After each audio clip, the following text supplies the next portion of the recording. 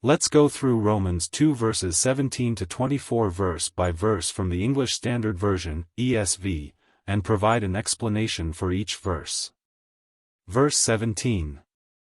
Scripture, but if you call yourself a Jew and rely on the law and boast in God. Explication. This verse addresses Jews who take pride in their identity and rely on the Mosaic law.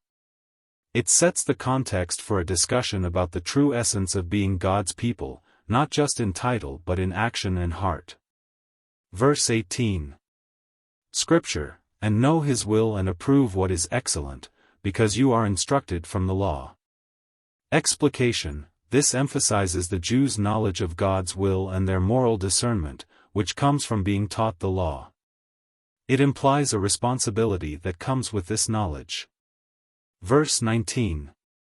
Scripture, and if you are sure that you yourself are a guide to the blind, a light to those who are in darkness. Explication. Here, Paul acknowledges the Jews' self-perception as spiritual guides and enlighteners for the ignorant or those without God's law. It reflects a sense of spiritual superiority. Verse 20. Scripture, an instructor of the foolish, a teacher of children, having in the law the embodiment of knowledge and truth. Explication. This continues the previous thought, highlighting the Jewish claim of being educators in spiritual matters, possessing the law which embodies knowledge and truth. Verse 21. Scripture, you then who teach others, do you not teach yourself? While you preach against stealing, do you steal? Explication. Paul challenges them by questioning if they follow their own teachings. He points out their hypocrisy, where they may teach one thing, like not stealing, but do the opposite. Verse 22. Scripture, you who say that one must not commit adultery, do you commit adultery? You who abhor idols, do you rob temples?